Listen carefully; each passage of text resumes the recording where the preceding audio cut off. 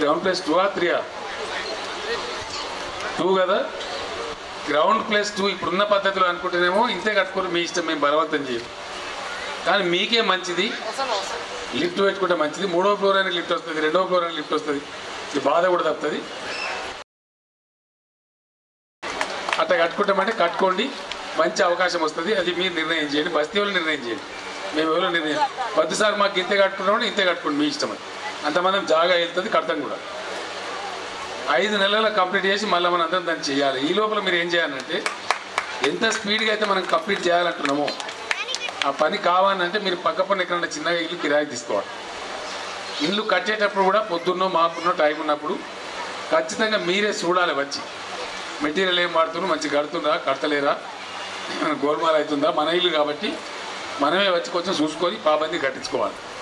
అంత తప్పు ఏదైనా జరుగుతుంటే వెంటనే షికాయత్ కూడా ఇవ్వాలి, మీ ఎమ్మెల్యే గారికి చెప్పాలి, అధికారులకు చెప్పాలి, వెంటనే కంప్లైంట్ ఇవ్వాలి. అప్పుడు ఏమైతే చర్య తీసుకొని దాన్ని చక్కగా బంకర పోకుండా ఇంత అంతస్తులు కట్టి మరి మంచిగా బందోబస్తు ప్రమాదం అవుతుంది కదా. కాబట్టి కరెక్ట్గా కట్టించుకోవాలి, అది మీ బాధ్యత.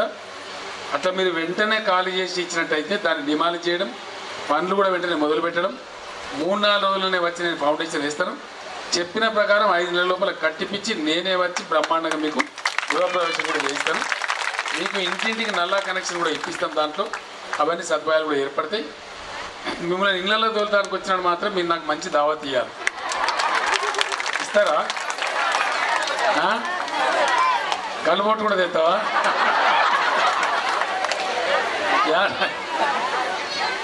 అట్లా కాదు, కానీ నేను ఖర్చు పెట్టా, మీరు కూడా ఖర్చు పెట్టద్దు. అది అయినాడు మీ ఎమ్మెల్యే ట్యాక్స్ ఇద్దాం, ఆయనే ఇవ్వాలి దావత్ మనందరికీ. పెడతావా ఎమ్మెల్యే గారి భోజనం? ఎమ్మెల్యే గారు పెడతానంటే ఎవరి మీద ఖర్చు లేకుండా అయిపోయింది, గొడవ లేదు. కాబట్టి బ్రహ్మాండం చేద్దాం అందరం కలిసి. నేను కూడా ఇక్కడ అన్నం మీతో తినిపోతాను. మంచిగా కొత్త ఇల్లు చేరుకొని పండగ చేసుకొని ఇంకా అన్నం తిని మంచిగా నేను కూడా వెళ్ళిపోతాను. ఆ ప్రకారం మనం చేసుకుంటాం.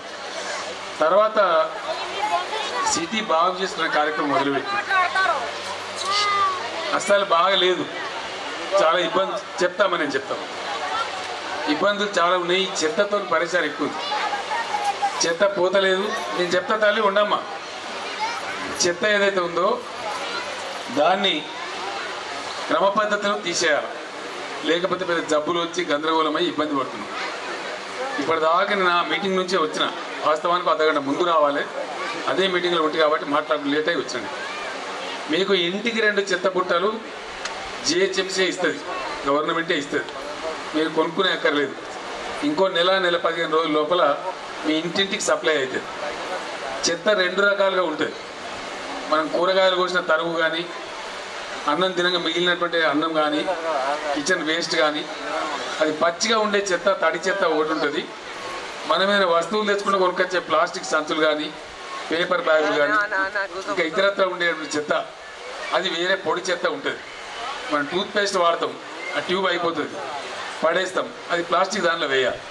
మీకు చెప్తారు, అధికారులు వచ్చినప్పుడు చెప్తారు, ఏది దేనిలో వేయాలని కూడా చెప్తారు. అట్లా వేసినట్టయితే దాన్ని ఎట్లా తీసుకుపోవాలో, ఎక్కడ తీసుకుపోవాలో అట్లా పోతుంది.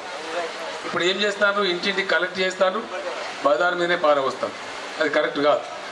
ఆ బజార్ కాడికి వచ్చి మళ్ళీ లారీ వచ్చి మళ్ళీ తీసుకుపోవడం అంతా జరుగుతుంది. అది కూడా బస్తీ అంతా మురికి లేచిపోతారు.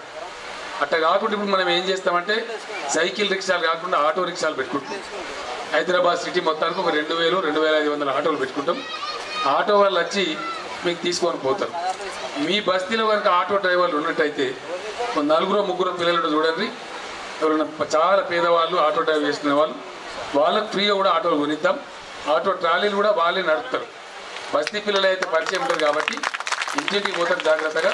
బస్తీ వాళ్ళకి మళ్ళీ వేరే బయట కూడా వచ్చి వాడు గుర్తుండే గుర్తులేపేదంత కథ కట్టే, ఏ బస్తీకి ఆ బస్తీలో పిల్లలు కనుక ఉన్నట్టయితే మనం కొనిద్దాం, గవర్నమెంట్ ఇచ్చే కొనిద్దాం, వాళ్ళకి ఫ్రీగా కొనిద్దాం. బ్యాంక్ లోన్ లేదు, ఏం లేదు, వాళ్ళు నడుపుకోవాలి, మంచిగా బతకాలి, ప్రజలకు సేవ చేయాలి. ఈ రకంగా మంచిగా కార్యక్రమాలు జరుగుతాయి. ఇంకా చాలా ఉన్నాయి విషయాలు. నల్లాల నీళ్లు, మురుగు నీళ్లు కలుపుతున్నాయని మీరు చెప్పారు. ఇక్కడనే కాదు, హైదరాబాద్ అంతా వింటున్నాం. దాని గురించి ఒక 2-3 వేల కోట్లు ఖర్చు పెడితే బయటట్లేదు. ఒక 5-6 నెలల పొద్దులో దాన్ని కూడా సీరియస్గా టేకప్ చేసి ప్రభుత్వం చేయాలని నిర్ణయం చేసింది. అది కూడా కంప్లీట్ చేసుకుంటే కొద్ది రోజులు మనం దాని గురించి ఓపిక పట్టుకోవాలి, ఆ విధంగా ముందుకోవాలి.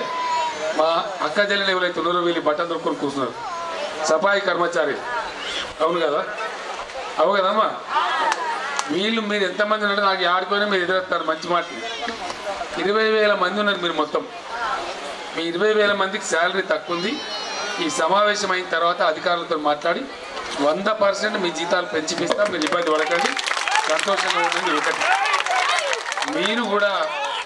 మీరు కూడా చెప్పేది విను కదా మీరు కూడా అందరికీ ఎవ్వరికి ఇల్లు లేవు మీరు ఎవరు ధనవంతులు కాదు నాకు తెలుసు ఆ విషయం చాలా దూర ప్రాంతాల నుంచి కూడా వస్తున్నారు మీరు మీకోసం కూడా జాగాలు తీసిపెట్టినాం మీ సఫాయి కర్మచారి కాలనీ మేము కట్టిస్తాం మీకు ఇదే 2 బెడ్రూమ్ల ఇల్లు మీ అందరు కూడా మంజూరు చేస్తా ఒకటే సంవత్సరం రాదు సంవత్సరానికి కొందరికి వస్తుంది ఒక 2-3 ఏళ్లలో మన సఫాయి కర్మచారులు 20,000 మంది కూడా ఇల్లు కట్టుకుందాం మీరు సంతోషంగా దానిలో ఉండొచ్చు హ్యాపీగా ఆ పని చేసుకుందాం ప్రజలకు కూడా నేను మీ అందరికి చెప్పేది సఫాయి కర్మచారులకు మనం దండం పెట్టాలి మనం చిన్నగా పుట్టినప్పుడు మన తల్లి తండ్రి మన మూతి ముడ్డి అని అడిగితేనే మనం ఇంత పెరిగినాం సరే ఇలా పెరిగిన తల్లిదండ్రులకు దండం పెడతాం అందుకే మరి ఈరోజు మనం పడేసే చెత్త మనం విసర్జించే చెత్త అంతా మన చెత్తను వాళ్ళు భరించి పాపం రోజు మనకు సేవ చేస్తూ ఉన్నారు ఎవరికైనా దండం పెట్టాలి తల్లిదండ్రుల తర్వాత అంటే దేవుని తర్వాత అంటే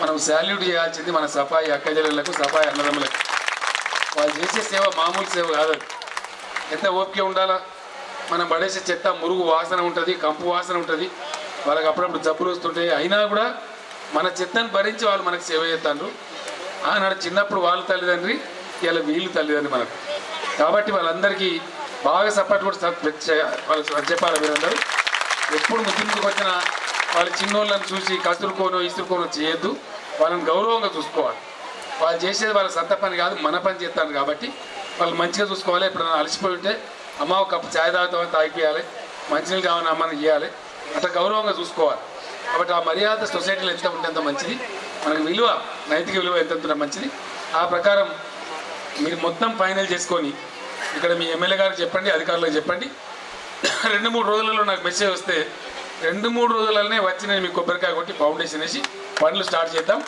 ఈ లోపల మీరు కిరాయి ఇల్లు కూడా పక్కన దగ్గర బస్తీలలో చూసుకోండి అడ్జస్ట్ చేసుకోండి మీ కన్వీనియన్స్ చూద్దామమ్మా ఇప్పుడు మీరు ఎక్కడ వెతుక్కోండి ఎంత అర్జెంటుగా చేసుకుంటే అంత మంచిది కార్యక్రమం మొదలైంది కదా మనం శాంక్షన్ చేసుకున్నాం పటాపట్ చూసుకోండి తొందరగా ఎంత తొందరగా చేస్తే అంత బాగా మనకు పని అవుతుంది కదా మీకే మంచి రిలీఫ్ వస్తుంది కాబట్టి ఆ ప్రకారంగా చేసుకుందాం నాకు సెలవు ఇవ్వండి జై తెలంగాణ